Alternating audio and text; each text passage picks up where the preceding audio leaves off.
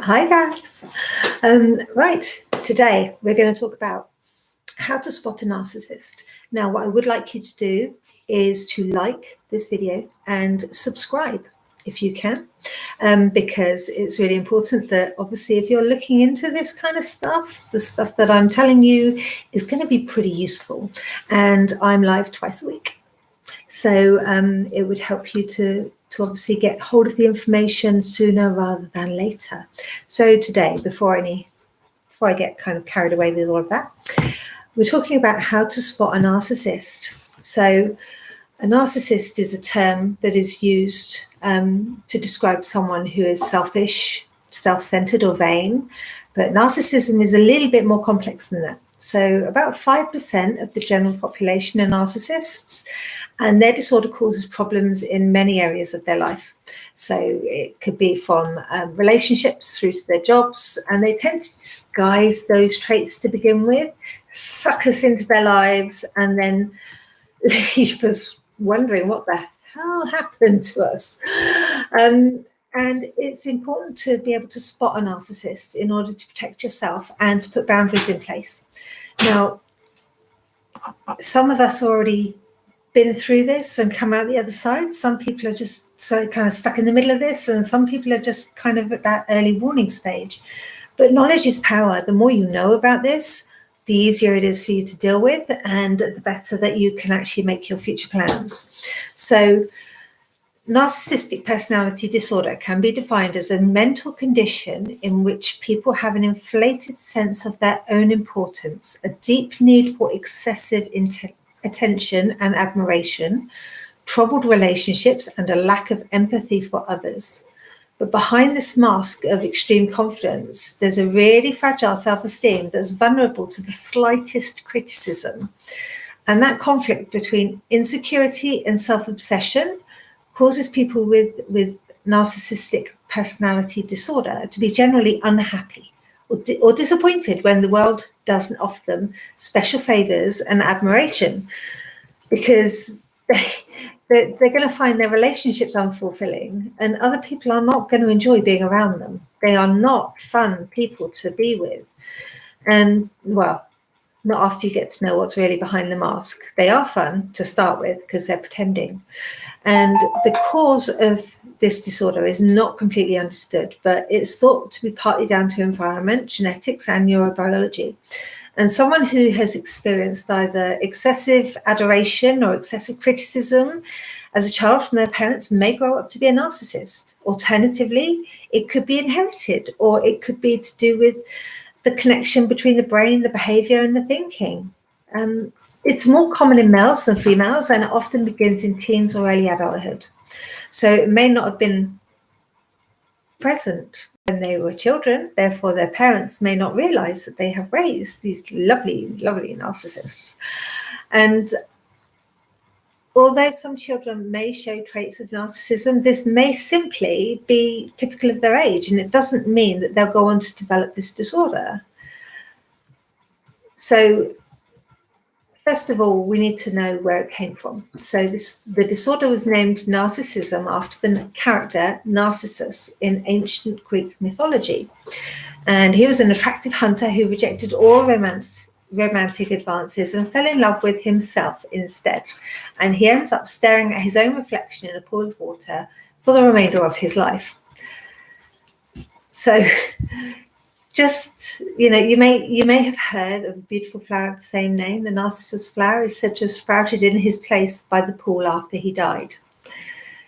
And just like that mythological hunter, people with narcissistic personality disorder are characterized by grandiosity and excessive need for adoration, admiration, and an inability to empathize or relate to other people's problems. Narcissists can't help but follow different rules to the rest of us. And it's important to recognize those traits in order to learn how to handle those people. So, for example, if you know that someone is a narcissist, you will remember not to expect loyalty from them. And so will not trust them to be there for you when you really need them. And it's really easy to be manipulated by one of these people, but learning about their traits allows you to cope with their their traits more, or those demands of your attention, etc., more successfully. So how to spot one? Okay, so it's not just vanity or excessive self-love. It's an actual personality disorder with real symptoms that vary in severity. And there are a list provided by the Mayo Clinic of symptoms of this disorder. So they may have an exaggerated sense of self-importance. They may have a sense of entitlement and require constant excessive admiration. They may expect to be recognized as superior, even without achievements that warrant it. They may exaggerate achievements and talents, and they may be preoccupied with fantasies about success, power, brilliance, beauty, or the perfect mate. They may believe that they are superior and can only associate with equally special people. And they may monopolize conversations and belittle or look down on people that they perceive as inferior. They may expect special favors and unquestioning compliance with their expectations. They may take advantage of others to get what they want. They may have an inability or willingness to recognize the needs and feelings of others. And they may be envious of others and believe that others envy them. They may behave in an arrogant or haughty manner, coming across as conceited, boastful, and pretentious. And they may insist on having the best of everything. For example, the best car, the best office, the best sandwich. Who knows? Who cares? You start to get a little bit kind of not resentful, just intolerant, I should say. Once you kind of learn the signs, you become very intolerant to those demands, and you basically set your standards accordingly. And they come over as self-assured and confident, but we have to remember what's going on underneath the surface, because they have trouble handling anything that they perceive as criticism, and they can become impatient or angry when they don't get special treatment. They may have significant interpersonal problems and feel easily slighted, and they may react with rage or contempt and try to belittle the other person to make themselves appear superior. And they may have a difficulty regulating emotions and behavior. They may experience major problems dealing with stress and adapting to change. They may feel depressed and moody because they fall short of perfection. And they may have secret feelings of insecurity, shame, vulnerability, and humiliation. So for many of us that have lived in abusive relationships or are living through abusive relationships, a lot of these things may well have hit the mark.